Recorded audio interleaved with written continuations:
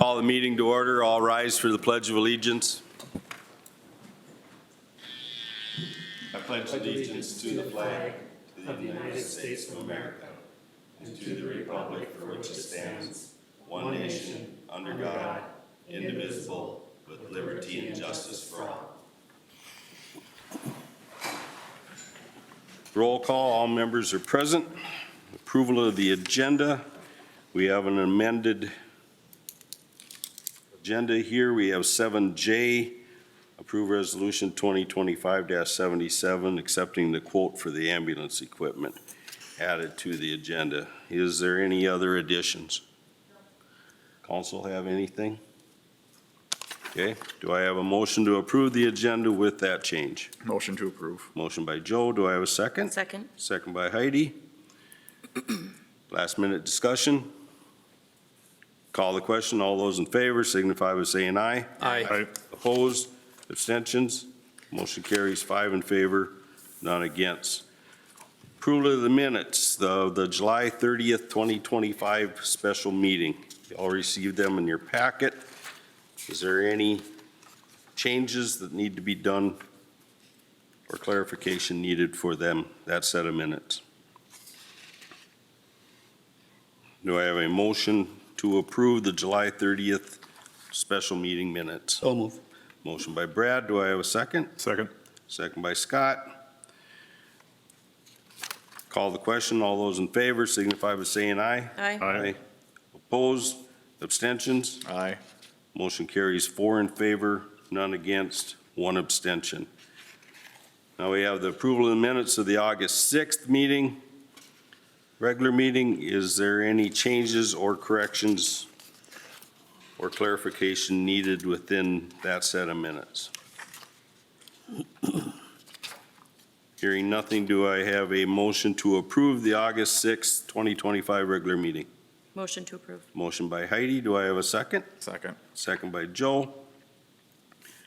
Call the question. All those in favor signify by saying aye. Aye. Opposed? Abstentions? Aye. Motion carries 4 in favor, none against, 1 abstention. This now brings us to our public open forum. Is there anyone here that would like to address the council? Is there anyone here that would like to speak to the council?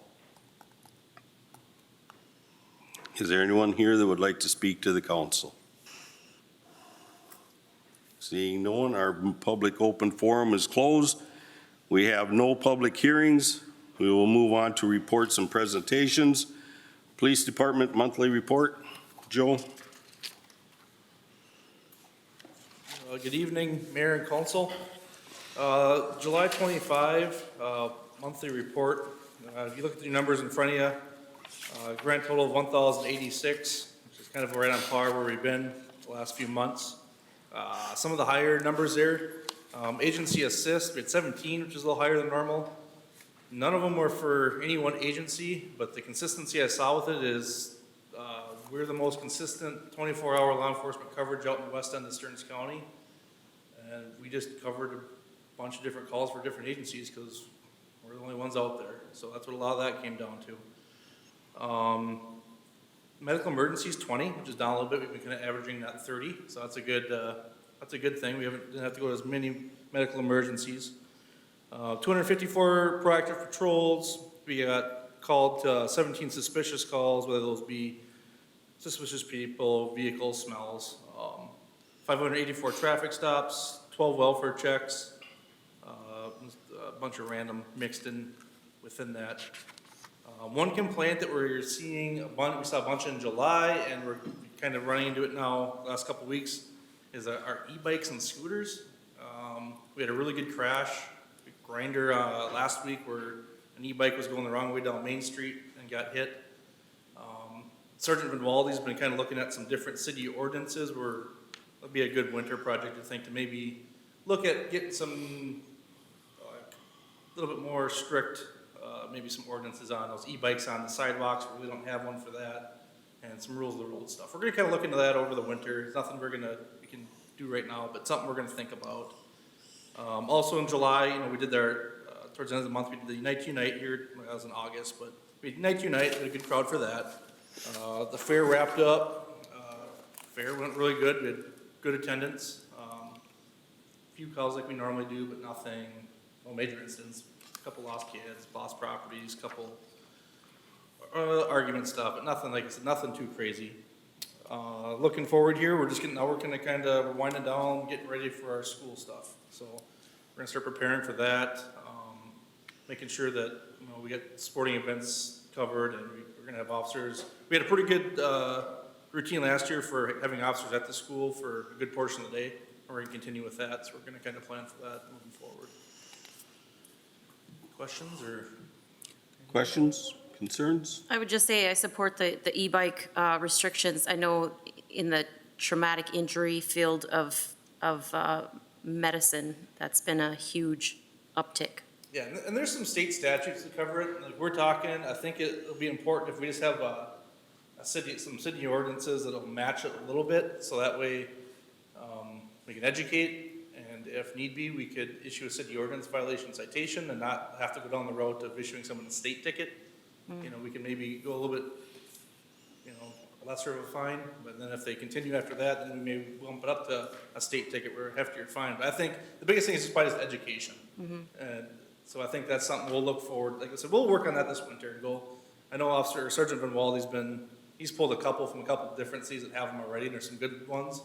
And I think we'll just kind of pick and choose, maybe steal some ideas from them and then bring it to you guys and see what you guys think over the winter for next year. Good idea.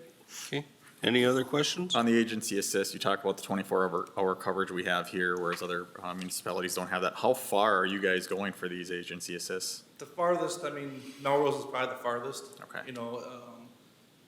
The sheriff's office just doesn't have coverage, so a lot of times if there's a Sauk Center Township 911 call, we're going because we're always the closest by 15 to 20 minutes. There's always state patrol ones. State patrol ones are normally more of the wintertime ones when there's crashes. So there wasn't too many for state patrol. I think we assisted on one, but that was actually at the bottom of our ramp. So that was one, but most of it's Sauk Center Township. If there's a really good crash or something in Ashley Township or a little bit farther, maybe up into Todd County, we're going because we're always the closest. But it's never like super far, but yeah, at 2 o'clock in the morning, a lot of times the closest deputy is St. Joe. When I check on at 6 in the morning, I'm the only cop on from here till St. Joseph. Most of the time when I check on at 6. So there's troopers around, but who knows where they're at. Okay, So. thank you. Okay, any other questions? All right, thank you. Public Works Department, Ben? Good evening, Mayor and Council. At the fitness park, we do have an issue with 2 of the timer pads. Those are located underneath the turf of the 40-yard dash. So the timer's not working on the scoreboard, so we do have that shut off currently. We're working with game time to figure out a plan and parts to get that fixed. So that's in the works now. Splash pad, the filter pump and the cannon feature, both of those had to be rebuilt this month. Up at the arena, there's a lot of work that's been completed up there. So what's completed to date would be the rubber flooring, painting of the locker rooms, bathrooms are now put back together, entryway carpet, windows, and the doors are about 50% replaced. They'll have that done in the next couple weeks. And the rooftop unit's about 2 weeks out. So as soon as that gets here, that'll get swapped out up there.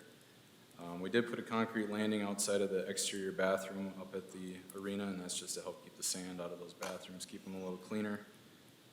We had several areas in town that needed some curb repairs. We did use a new patch product that's designed not to break out once it's installed, so if that's going to work good going into the future, it'll be a good option for us, and it eliminates us having to remove and replace the curb. So that's a lot of time and money, and so far the results have been good on it. Front park, we did remove 5 sections of sidewalk that was damaged or cracked or a trip hazard. Those are re-poured and replaced now. Browns Park, we put the new curb in that's next to the paved trail off of 6th Street. Tree trimming is going on the right-of-ways and the sidewalks and the roadways. We did complete our annual summer tree inspections, so any property owners that have a dead, diseased, or dying tree are going to get notices in the mail that they need to be removed or taken care of. We have been going through our storm sewer outlets as time allows to inspect and clean them. We did have a stormwater ditch and a culvert installation. We completed that on the southeast corner of town. We had a gravel road over there that was washing out pretty bad on those heavy rains, so that should help immensely over there with our maintenance. Street sweeper, we have had some issues with it since it was purchased. We've been working with the dealer quite a bit on it, trying to get the issue resolved. Most recently, we did have 2 representatives from the manufacturer come out. They did see the issues that we were having right away, and it didn't take them long to be believers of what our problems were. So they are planning to replace the pickup head along with some other parts, and we should be seeing that new pickup head by the end of this week. As soon as that is here, they're gonna be coming out right after Labor Day. They're flying 2 of their guys out. They're gonna get it installed, set the sweeper up, make sure it's working good. We're gonna run it for a few weeks, and they're gonna come back again. So hopefully that will take care of our problem that we've been having. And then the senior center, AC swap, that was started last week. It would have been done, but they got a bad part from the factory. The AC condenser leaked from the factory, so they had to order a replacement. It's supposed to be here tomorrow, so as soon as it's in, they'll get that replaced. Any questions I can answer? Questions? Concerns? No? Thank you. Planning Commission report? Good evening, Mayor and Council. In your packet, you have a copy of the Planning Commission agenda from Tuesday, August 12th. We did hold 5 public hearings at that meeting, and there will be action items later on the agenda. So since the last City Council meeting, I have received 19 new nuisance complaints or concerns or violations. 7 have been sent out certified mail. 5 still need to be verified and send letters if needed. 5 of the 19 were irrelevant. Of the 3 that we had at the attorney's office, 1 has gone to district court, and so of the 3, we're still in that monitoring phase to make sure they're staying in compliance. Issued 1 stop work order, and that's pending an inspection. We have 1 meeting with the property owner and their attorney that will be coming up shortly. And I had 3 lack of permits, which 1 was irrelevant and 2 took care of it within the next day. And I'm also preparing the next list of nuisance complaints or code violations for the city attorneys, and I'm just going to take the ones that are most egregious to them. So also in the packet, you have a copy of the building permits. During the month of July, there were 23 permits issued with a total construction value of $1.4 million. A year ago, there were 15 permits issued with a total construction value of $741,000. You have the list of zoning permits, and then you also have the list of building permits. Are there any questions for me? Questions? Concerns? Okay, thank you, Sarah. Move on to action items. 7A, approve resolution 2025-72, granting variance to the truck stop.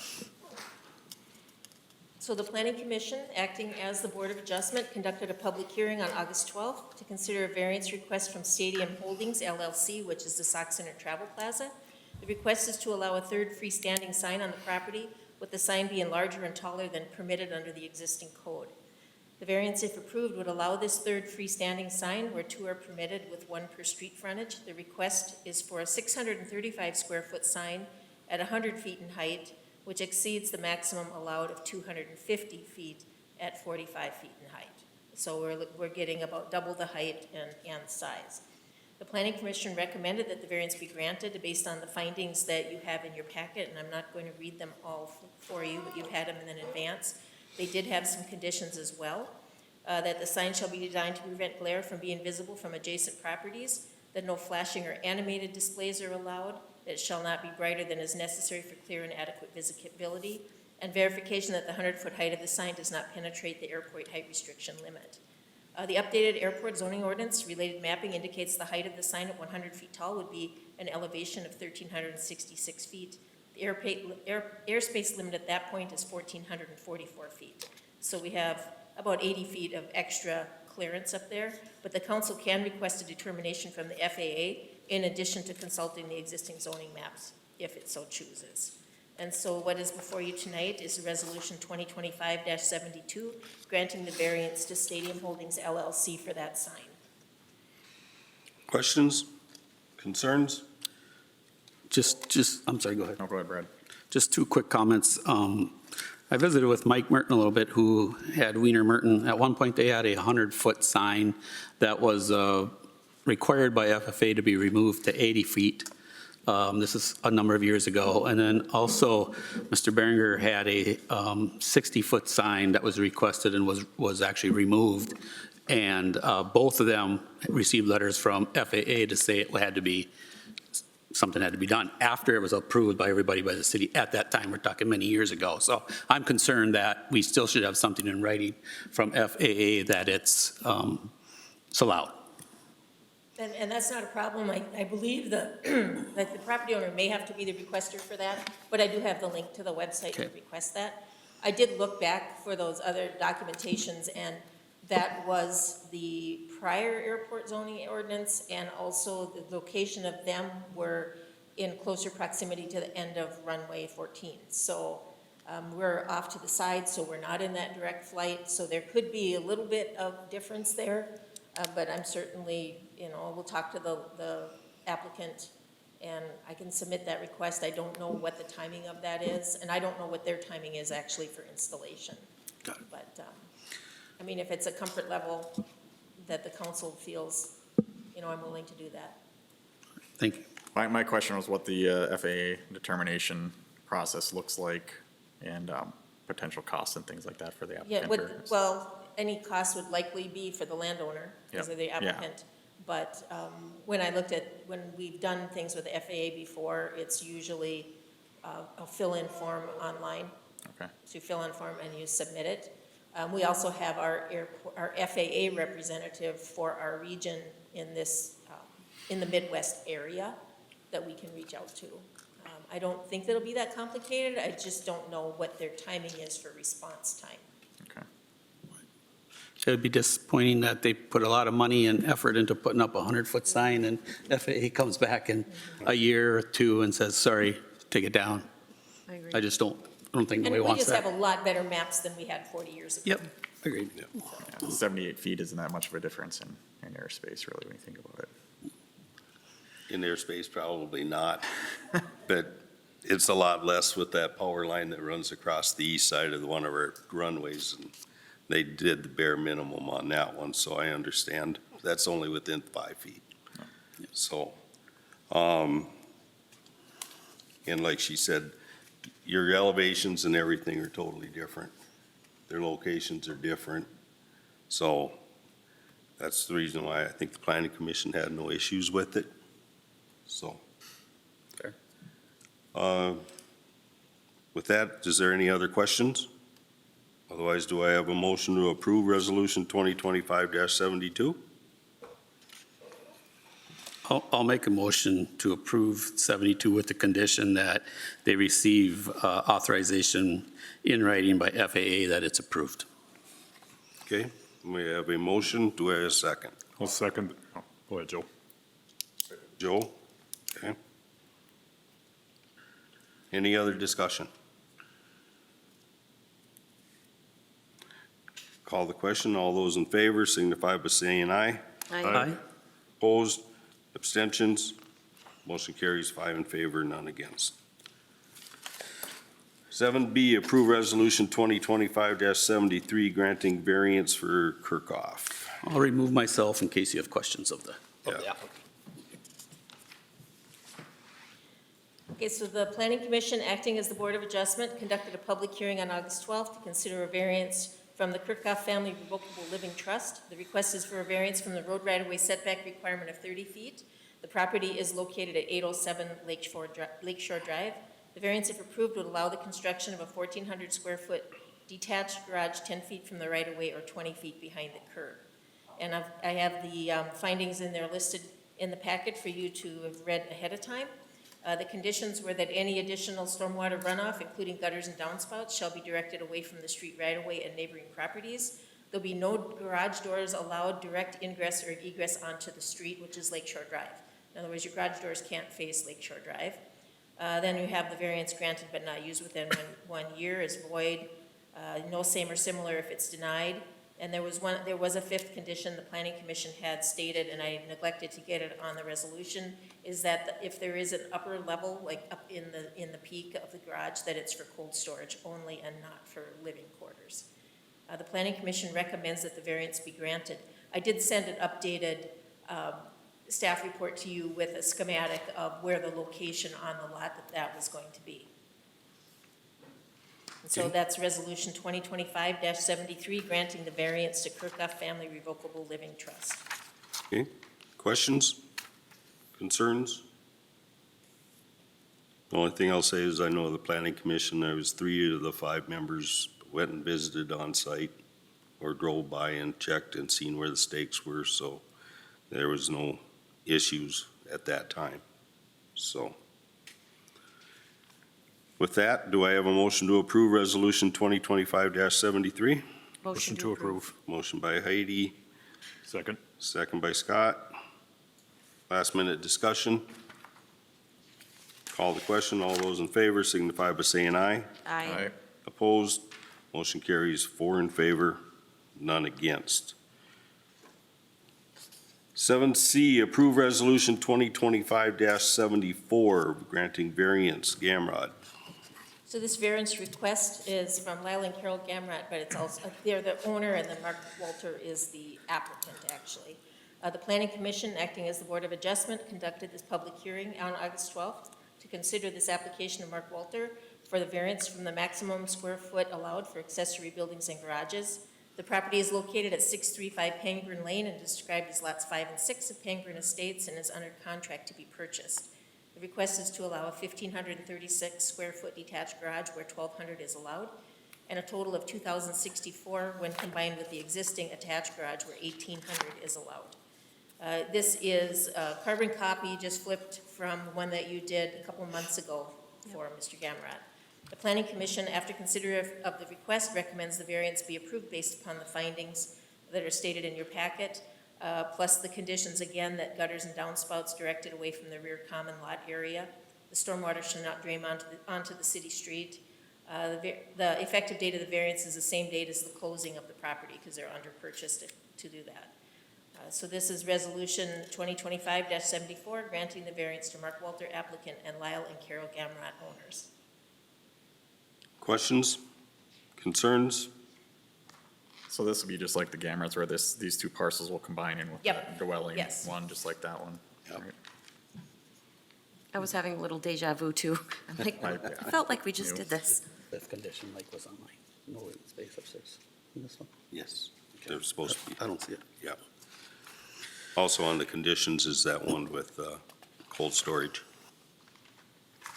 That we Well, in the rafters, you mean? Yep, that was on there too, that we missed on this resolution for the planning commission.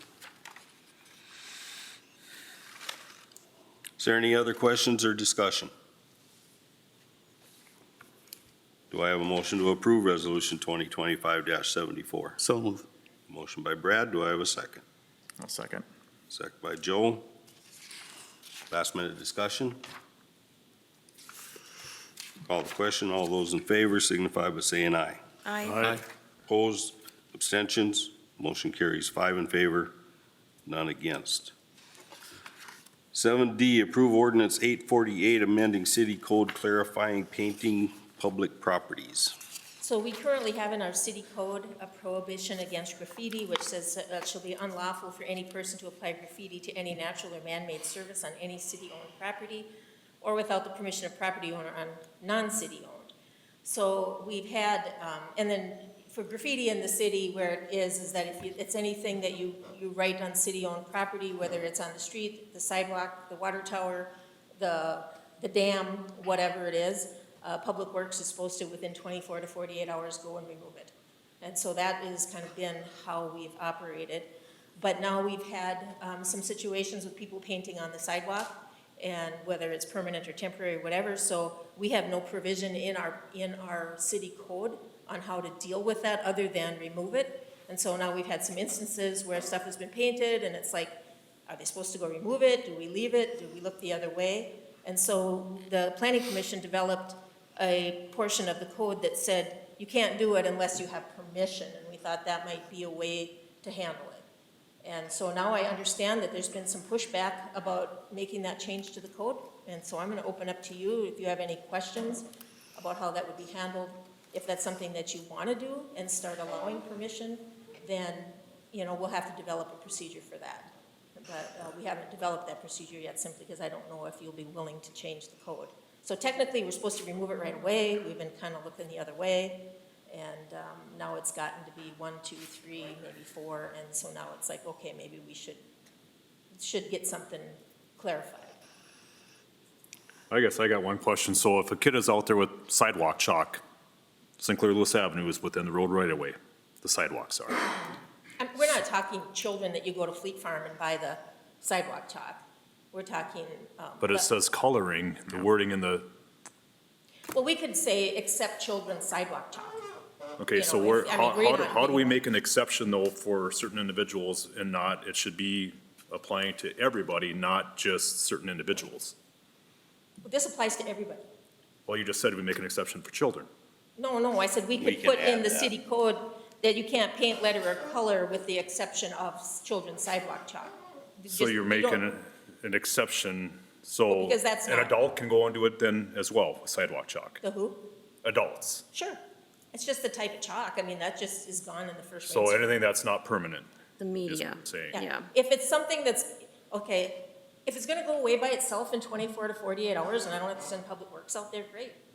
You know, then it's not permanent or whatever. So I just, because of feedback that we've gotten, I think the council I've needs had a to couple decide people whether or not approach we me want about it to. too and have concerns with it that the Artifice Sauk Center is one of them. I've had a couple of individuals approach me about that.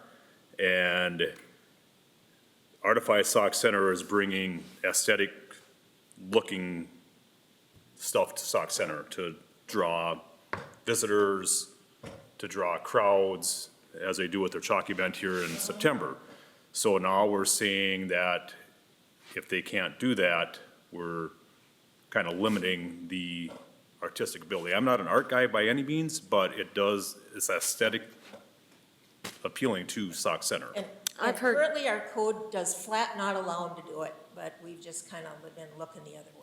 And so now is, do we want them to continue to do it? Then do we have to have a process to have to do it? Do we just eliminate graffiti issues altogether? What is the avenue? But what's that you wanna considered do. graffiti? Graffiti is like painting on railroad cars or. Graffiti is, no, it's anything. anything that you paint on public property without permission is considered graffiti. The bulk tanks that Fredericks have out on Getty Street, they got graffitied right after they paint. They had 24 hours to repaint their tanks. Most of our graffiti happens on the dam and on the trail. But, you know, Right.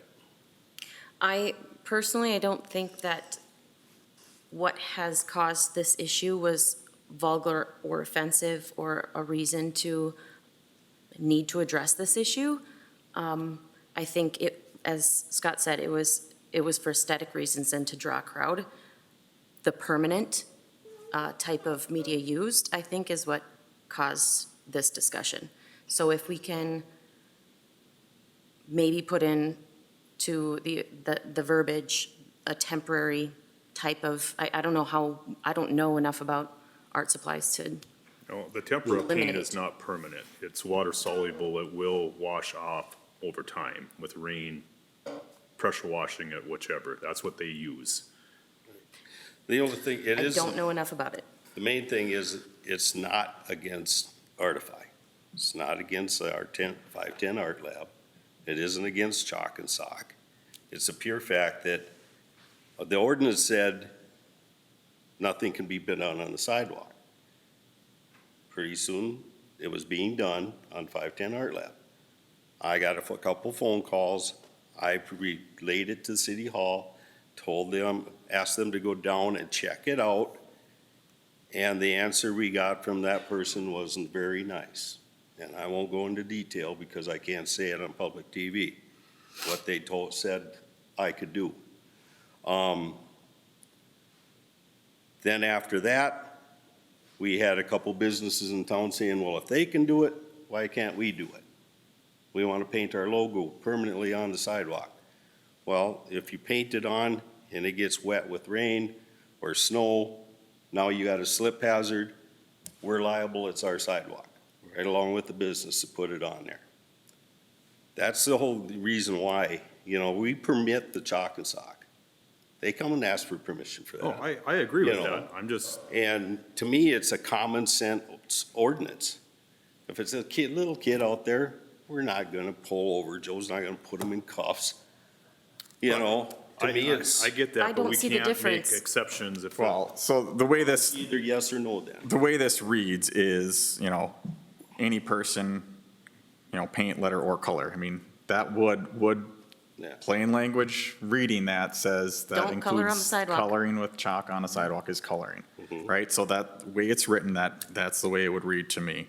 It says, obviously, it's not forbidding them from doing this, they just have to come get permission, right? So that they can still do these things, they just have to ask.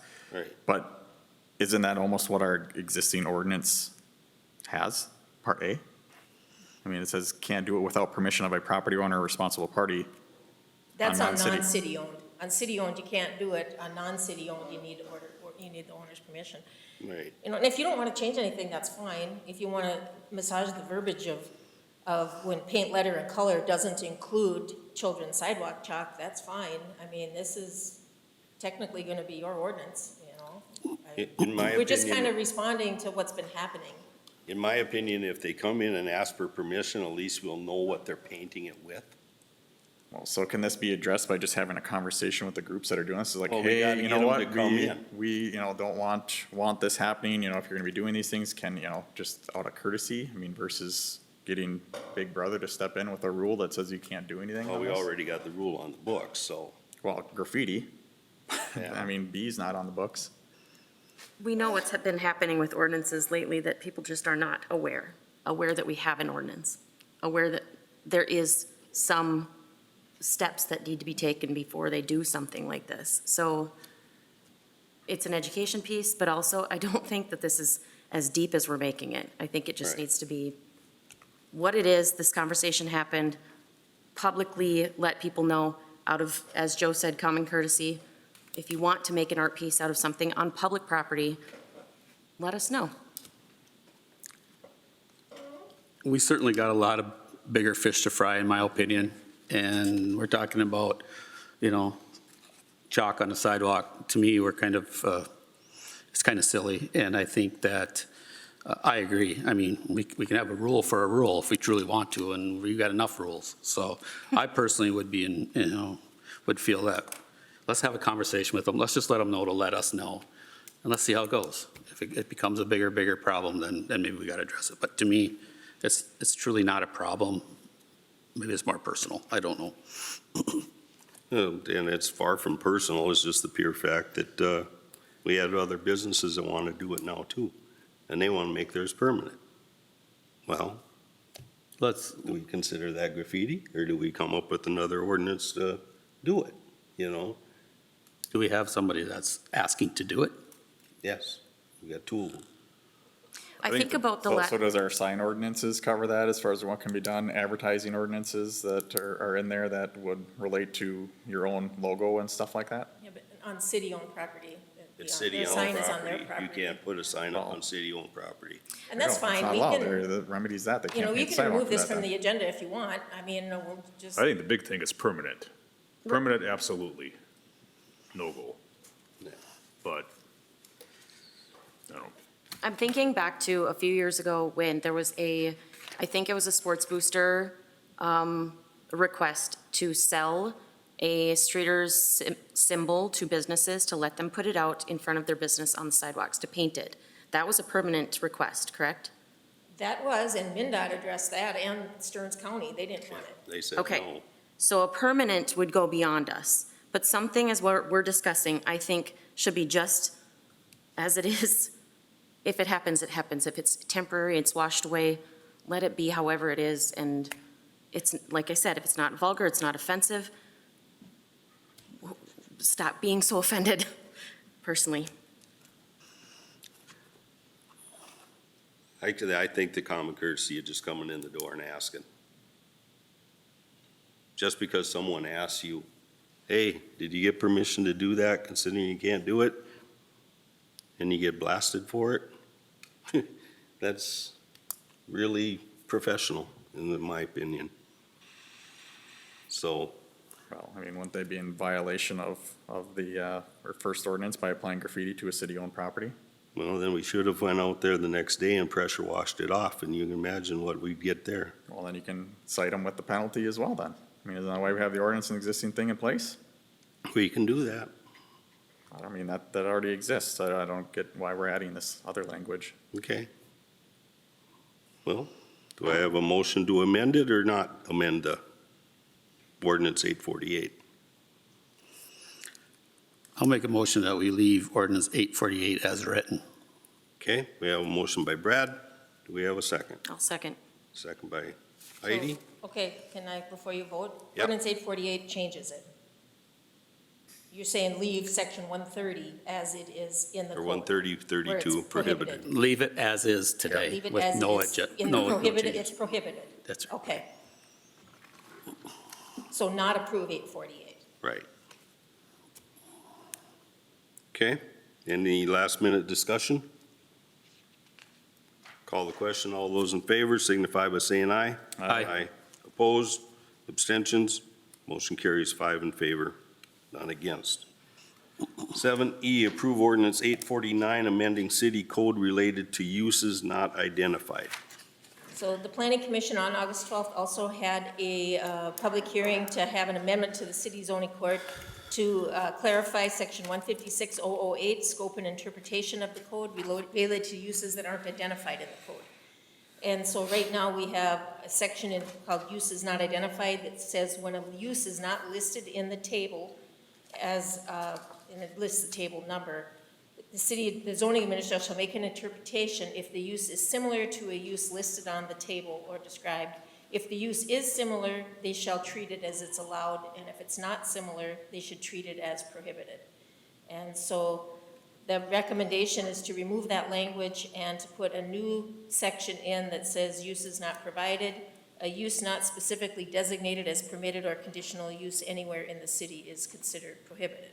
So that's what the Planning Commission is recommending, ordinance 849, clarifying the treatment of uses not designated in the code. Questions, concerns? So the concern I have is we've got the table in the code, which it looks like it was looked at the Planning and Zoning Committee, that 156.047, as far as the land uses is. Have we reviewed that land use table to make sure we've got everything that's, reasonable, permitted, and can be done built in there? Not that we're gonna prohibit something by approving this without reviewing that other language. It's pretty much everything that's in there, it's just those, But do we have everything in there? Do we know that? we don't, So probably before we prohibit stuff, we should probably review that list too. I don't know where the list would end. Because they can come in with something else that we didn't think of, and I can see Sarah's point by bringing this in, but I don't know where it's ever gonna end. We already got people that don't come in and ask for permission for anything, and then we're gonna say it's absolutely not because it's not listed.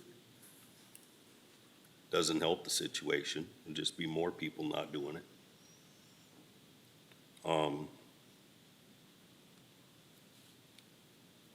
It didn't pass unanimous, that's all I'm gonna tell you, at the Planning Commission. So, I think we got everything covered. Has there been a lot of instances that this falls into lately? Sarah brought up the fact that, the cargo containers showed up in the industrial park for the U-Locket, and there was nothing on the book saying that we could stop him from doing it. The only thing that came out of that was after that came in, then we said, now it has to, they're only allowed in the industrial zoned areas, nowhere else, unless it's for moving or construction, and then it's a limited time. So that's the only one that I know of that's happened. That wasn't recent. That's when we did the actual Yeah. container Yeah, that's You been a updated the while. ordinance at Yeah. that time, I think. Right. But otherwise, anything else, I have no idea. I haven't seen anything that's come flying through that, But this can be something that the property owner or whatever can come to request a public hearing or whatever on that if it's not identified as a authorized use and it's falls in the prohibited just because it's not on that list. It's not saying that we're not gonna be able to grant right. okay. You wouldn't be able to give a variance from the code for a use. You'd have to amend the code to allow the use. Correct. Right. So But they have each to time come- someone would come in, if it wasn't listed and it was something outside of what's listed, they would have to amend the city code to make it an allowed use. An example of that would be the dentist that's across from Standard Iron. That technically is industrial commercial. And we had to amend the city code to allow a dentist facility in an industrial commercial zone.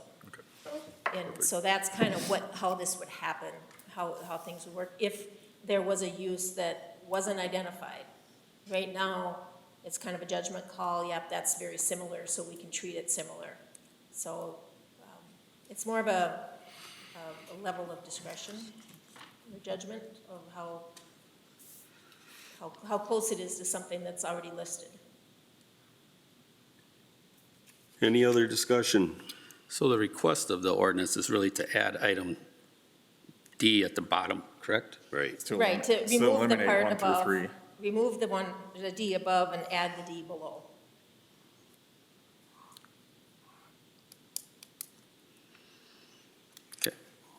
Okay. Any other discussion? Otherwise, I'll look for a motion So moved. for, Adopting that verbiage. okay, we have a motion by Scott to adopt the verbiage at the bottom of 38, uses not provided. Do I have a second? I'll second. I got a second by Heidi. More discussion? I mean, my concern still exists there with that language and needing to go through a public hearing and doing all these changes to change the ordinance and stuff into the future. I think it would make more sense to me to table to spend a little more time on researching, reviewing those land uses in 156.047 and make sure we got that coverage and we kind of button that up a little bit more, that we're comfortable with it versus just immediately prohibiting it today.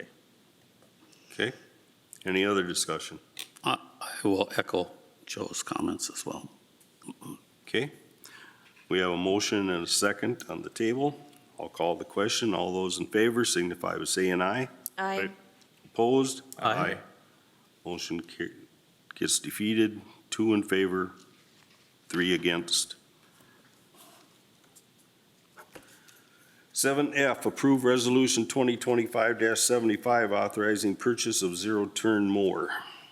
So the city's 2025 budget includes certain capital improvements, including the replacement of a zero-turn mower for the park department.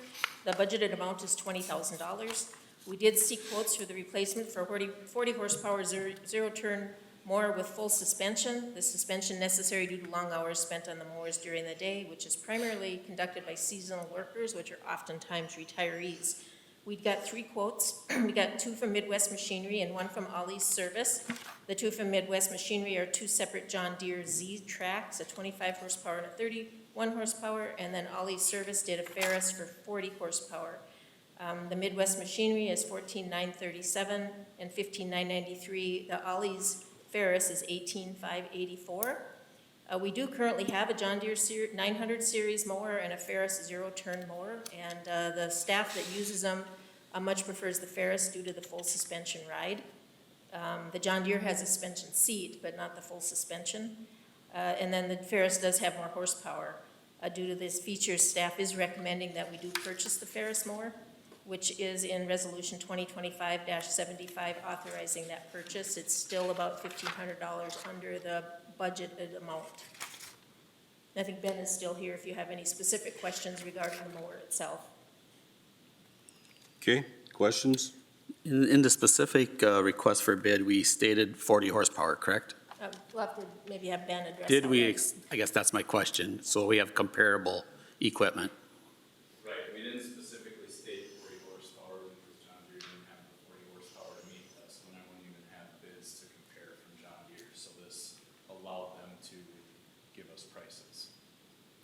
Gotcha. stating 40 horsepower.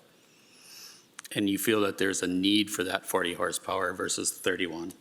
Especially this season, like our retired guy that mows for us, he starts at 6:30 in the morning and the dew is on until 9 in the morning, and the way the grass has been growing, he's cutting wet lawn grass for the first 3-4 hours of the day. And without that extra horsepower, it really bogs down those mowers and you just can't get as much done. So it's much more efficient, and right now he puts on about 35 hours a week just on the zero turn itself.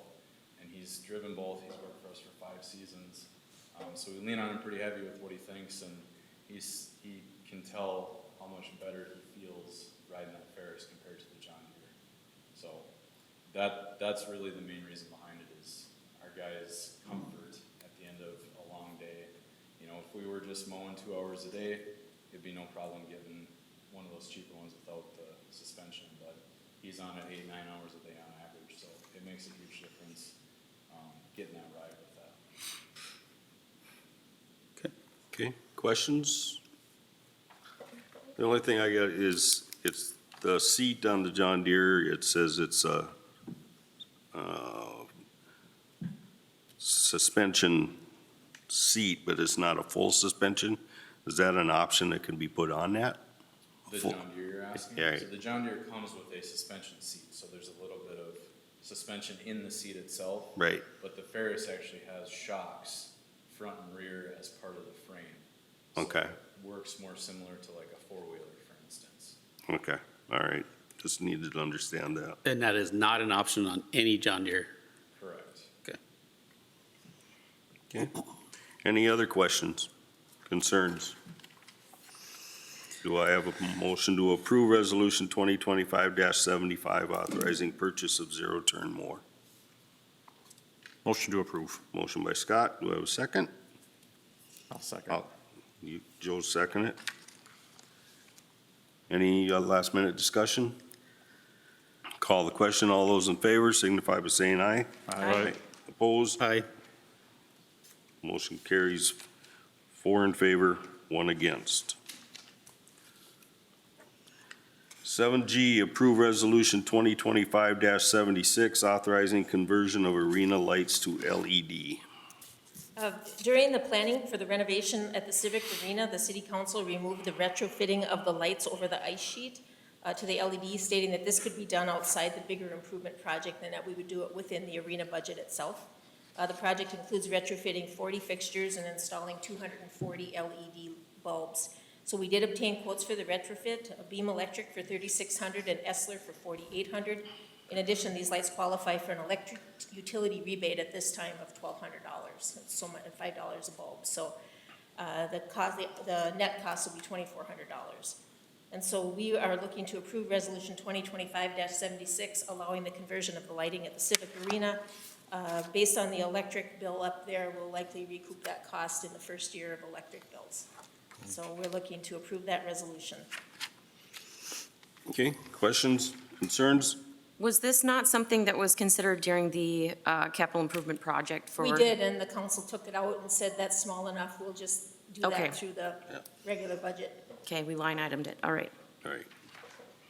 Any other questions? Do I have a motion to approve Resolution 2025-76? Also move. Motion by Brad, do I have a second? Second. Second by Joe, and that is to award the bid to Beam Electric, I take it? Yes. Okay. Any other discussion? Call the question, all those in favor signify by saying aye. Aye. Opposed, motion carries 5 in favor, none against. 7H, approve amendment to policy on special assessments. So the city's special assessment policy contains procedures for assessing stormwater costs to properties on a square foot basis. This is when we do a project similar to what we're doing right now. The impact of this assessment on properties over which the city has stormwater easements was reviewed, and it's recommended that the square footage of the easement area should be removed from the calculation. In other words, the property owner is not going to have to pay a stormwater assessment over property that the city controls by easement. So the policy committee was tasked to review that, and they did.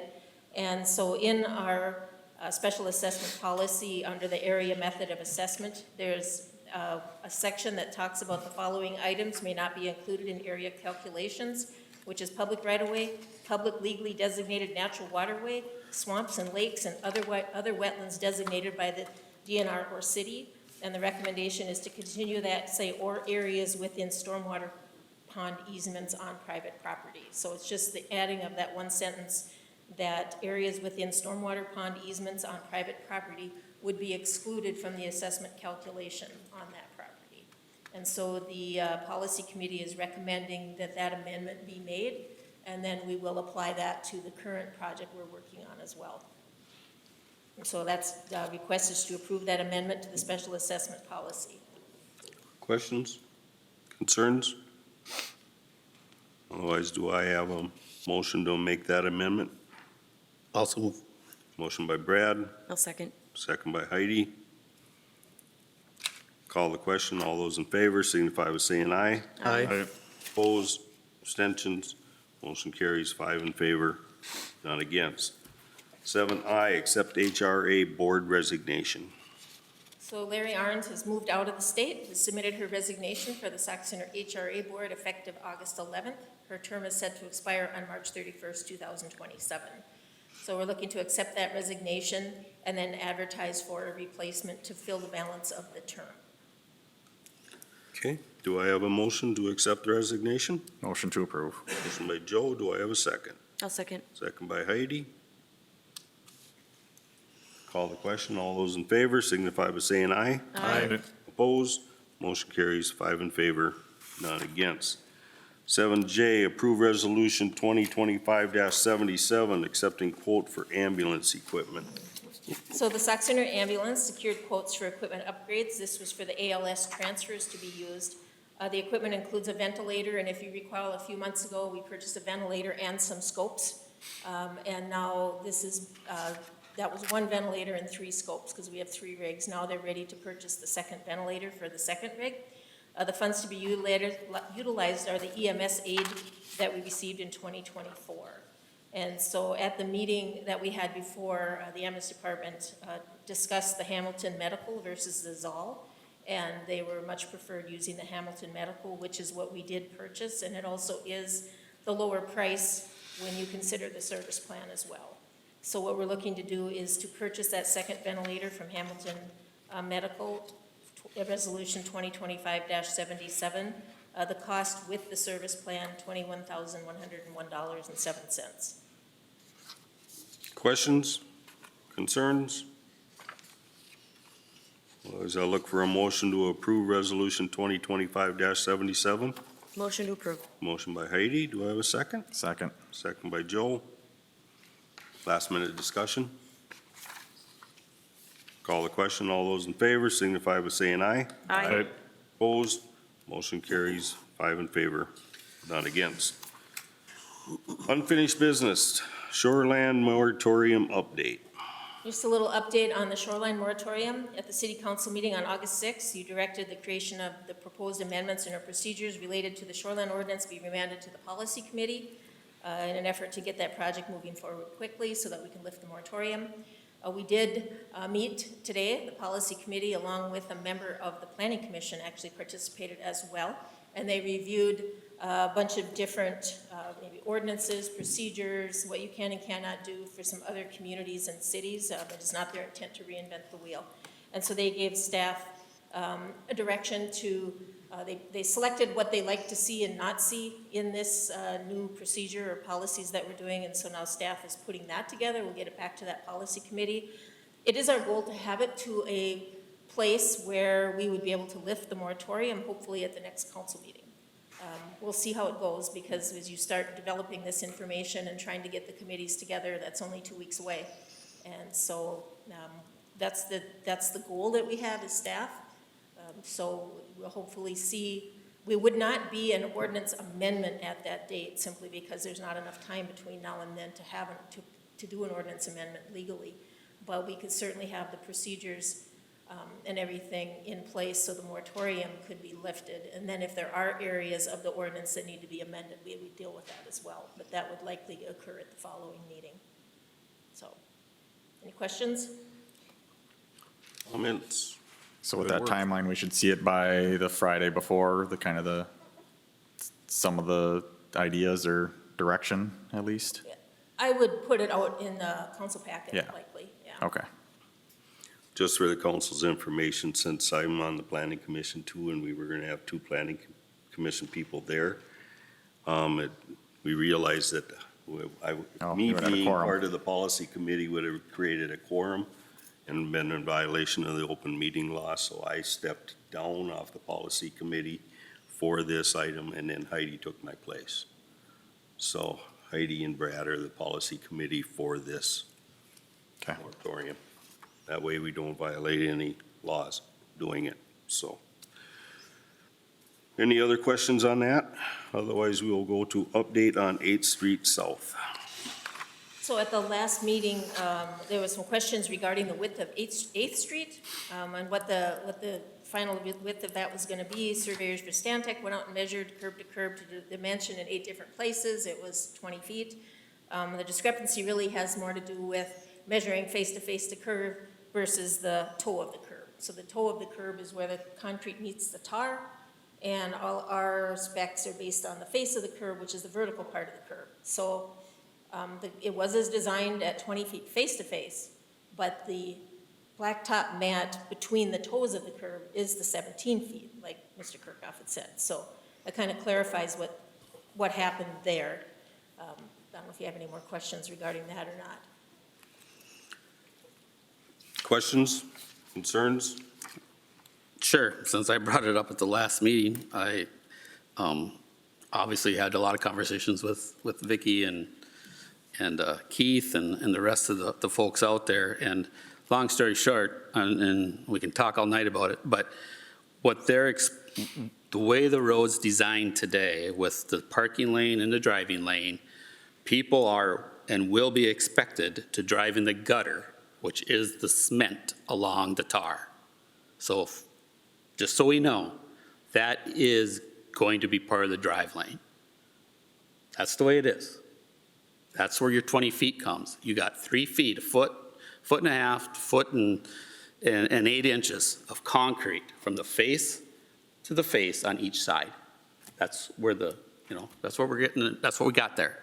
And of course, everybody knows how I feel about the width, but long story short, that is what we need to understand, that is not common, that we're driving on the curb or on the gutter of the concrete roads or, the curbs around town. It just doesn't happen. So, Okay. Any Just my other opinions. comments, questions? Just to kind of clarify, and it's confusing on the one-way street. It's a one-way street. You're not gonna meet anybody on that street. You better not be meeting anybody on that street. So even if I park my pickup on the side of the road and park on the curb, my pickup's 6.5 feet wide. I measured it before I came. There's still plenty of room to get around. You're not meeting 2 cars side by side on this road. It's all one direction. So that eliminates part of the problem. Actually, out in our own parking lot, I measured from center line on our parking lanes, and it's 9 feet. Well, if we can expect people to park on 9 feet, 20 feet should be plenty of room to get around and pass. So that's my opinion. It's easy to say we're driving on the concrete, but normally we aren't going to because it's a one-way road. And the only time we're ever gonna get over onto that cement is if we are going around another vehicle that's parked on the side and the parking's only on one side. right. However, if there is a car parked on that one side and they're not up close next to the curb and they're a foot away, which they're allowed to do because that's the law, you can be up to 12 inches, right? So now they're out another foot, and I don't know how many people go out and measure, to make sure they're within that lane. But now you bring a emergency service vehicle or you bring another vehicle in there. I highly doubt that you're gonna stop a fire truck or an ambulance or even a plow truck to go tell somebody to please move your car over. That just isn't going to happen. And so I just think I mean, it's a brand-new road. We're kind of foolish to be building them that way, but I support the council's decision. We'll move on. I just think that we're causing ourselves more problems than we are good. I have a question, because I think part of the problem is that we have no one-way streets to visualize in town, to know what's normal in this aspect. So if we're looking at this, we automatically feel it's way too small, because we have nothing to compare it to. We don't see this every day. So to see it in our typical, driving capacity, we're looking at this going, no, not possible. One of the things is if you do park a foot out farther, park on the tar. Now, 6.5 foot pickup, now you're taking up 7.5 feet room. You still got 12 feet to get something past there, and a school bus is 8.5 feet wide. My Well, I truck's got- you 9 to give 9 them- from mirror to mirror. Yeah, but your mirrors can be folded in if you need to, but you're not going to. But I mean, Usually not when you're driving. yeah, I got automatic ones, so I can do that. You're talking 8.5 feet. Well, I can drive a school bus in 12 feet. If there's 12 feet there and somebody's there, I can drive a school bus through there. And the fire truck isn't any wider than a school bus. So it shouldn't, unless their parking's clear out in the street, and then if they're parked that far away from the curb, yeah, then maybe our police department takes care of that situation. They won't do it again. It's 2020. Well, We know for future projects. I know. The only thing is, like I told somebody this morning when they said, well, we gotta do it right. Well, we got 4,700 people in town that are all saying this is the right way to do it. Which one does this group go with? We met with 99% of the people who live on that street, and that was the majority Yeah. vote. The consensus was what we chose, with visualizing the width where we staked it, all the way down from Pine Street to Ash Street. We walked it with several of the people there. Yes. The MinDOT spec is 11 feet. Our road standards are we build to MinDOT spec. The freeway lanes are 11 feet wide, each of Right. them. I know they have a shoulder, so that's a little bit different. Your reference to a one-way, so I'm the kind of person that takes field trips, and so in St. Cloud, I found a one-way, and it was by Munsinger Gardens. It was people parked all the way up and down the street on the one side. I parked, I got out, I drove past it. It was a 19-foot road. It feels congested, it does, but when you actually look at it, there's more room than you realize. But I think it'll be a learning curve for people because it does feel very narrow. And so. But that slows traffic at the same time, which It is the does. point. Which It is what does. the people And so wanted in the first place. It's different. We're not used to it. Right. Well, I can tell you, I drive a lot of roads as well, and I have been on many one-ways. And, but I respect the council's decision, and we'll just play it out and see how it goes. I just hope we have no problem. Okay. Anything else? Otherwise, we will move on to the cost estimate to complete feasibility study, Trunk Highway 71 project. So at the last meeting, the city engineer was asked, what is the cost estimate for the Trunk Highway 71 feasibility report? And as you know, we need to have a feasibility report and able to proceed through the improvement project. He did list it out in 8 different features: project management, survey, design, the bypass road, the cost estimate, the presentation of the report, the preliminary assessments, and the public hearing. The total cost estimate that they came up was $159,618, which is right in line with a feasibility report generally is 1.5% of your project cost. Our estimated project cost at this time for the city share is $10.5 million. So it kind of fits right in there. It was good to put pen to paper, though, to actually see what part of our cost is actually going to be for this feasibility report. It's just for your information. There's no action tonight, but it was something that was requested, and so we brought it forward. Okay, questions on that? Otherwise, 8D, Trunk Highway 71 Advisory Board Meeting Update. So we had the first meeting of the Trunk Highway 71 Advisory Board. It was held on Thursday, August 14th. There was several different items that went on there. The representatives from MnDOT were there. They explained the project to the advisory board. They talked about, as you know, the project is always from the I-94 bridge to Birch Street North. It's kind of been changed a little bit. The stoplight at Beltline Road has been taken out of the scope of this project. There'll be a full reconstruction from Beltline all the way up to Birch Street North, which is the entrance to the home school. There's going to be a connection at Wobegon Trail. We're going to have new lighting and railing over the dam, where they're going to be doing a redecking of the dam.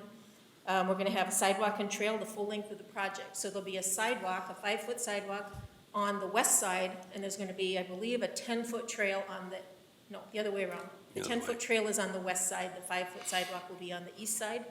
The plan is to have driving lanes and then have that center turn lane that you can turn either direction. The schedule is they're going to have they've already done the ADA field rock. Oh, I skipped a couple of things. They're all looking at roundabouts. And so that's something that'll be new to Sauk Center. So we did see some schematics of what that would look like.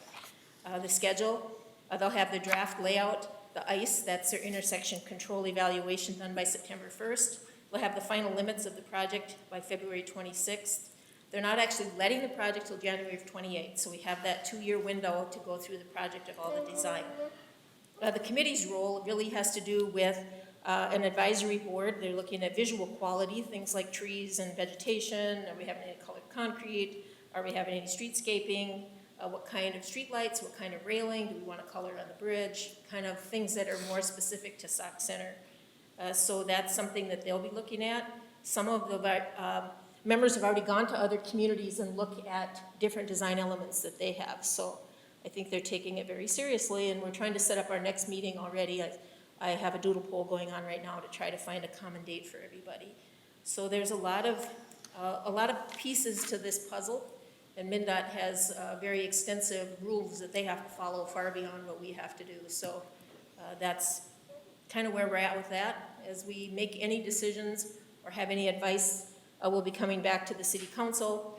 They will become MnDOT, once they have some more things on paper that they can present, they will come to the city council and present that as well. So it's information only at this point. If you have any questions about the board, it's a good board. We had some good questions. I think people will be more comfortable probably the next time, once we actually have better conversation. And then my team's meeting timed out. So Right. that's because I have the cheap one. Any questions on that? Who's the council rep sitting on that? Brad and myself. Okay. We have no new business. We then go on to consent agenda. We have a schedule of claims, unpaid claims of $277,062.13 for a total of the same.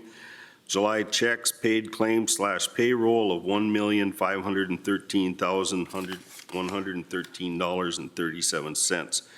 We have a request from Rob Weiner representing the Sauk Center Lions Club, has submitted an application and permit for a one-day temporary on-sale liquor license for beer and wine tasting on September 26, 2025 at the Sauk Center Civic Arena.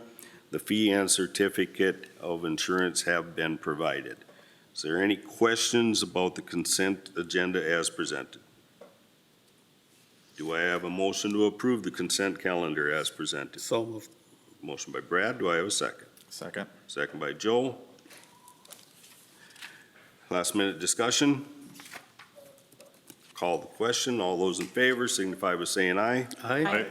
Opposed, abstentions, motion carries 5 in favor, none against.